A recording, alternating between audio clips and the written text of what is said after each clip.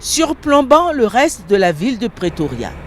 Union Buildings, le palais présidentiel sud-africain, qui abrite les bureaux du président et ses environs, était pavoisé des drapeaux sud-africains et ivoiriens.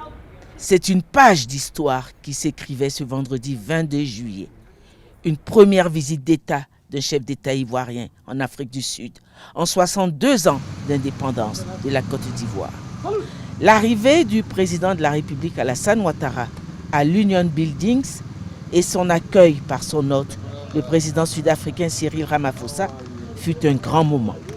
La solennité du cérémonial des honneurs militaires ajoutait à l'intensité de l'événement.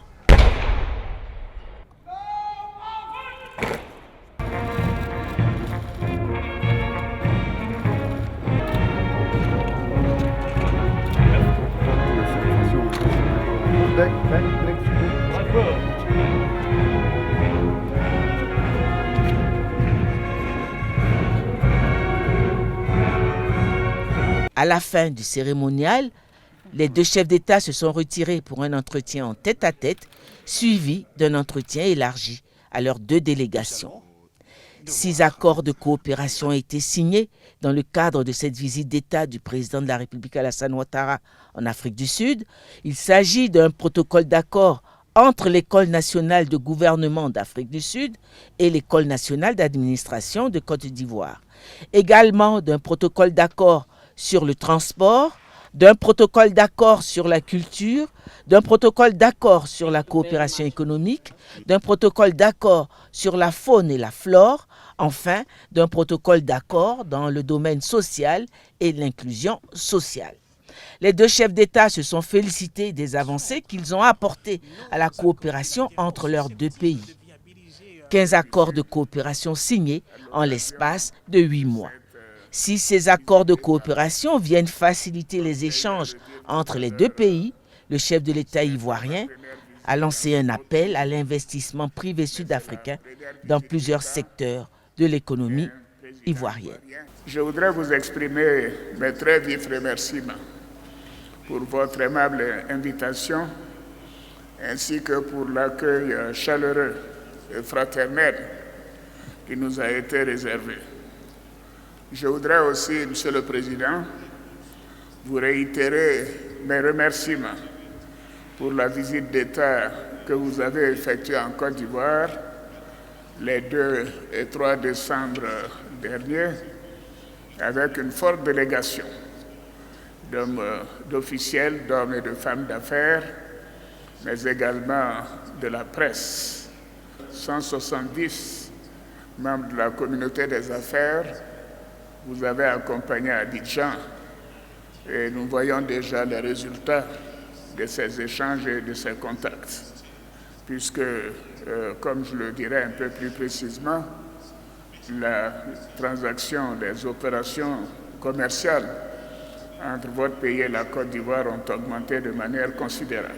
Je voudrais maintenant dire qu'au niveau de la coopération bilatérale, nous avons eu un excellent entretien au cours duquel nous avons évoqué les voies et moyens de renforcer davantage notre coopération bilatérale, qui est déjà exemplaire. Nous avons décidé de promouvoir davantage les échanges commerciaux entre la Côte d'Ivoire et l'Afrique du Sud, car ceci ne reflète pas, même à présent, le potentiel économique de nos deux pays. À cet égard, je me réjouis de la signature de 6 nouveaux accords de coopération par les membres de nos gouvernements et qui permettront au secteur privé et public ivoirien et sud-africain de coopérer étroitement dans le cadre de partenariats mutuellement bénéfiques. Et je suis heureux de vous dire que pour les 9 accords qui ont été signés en Côte d'Ivoire, ont déjà été ratifiés par le Parlement et donc sont dorénavant en vigueur.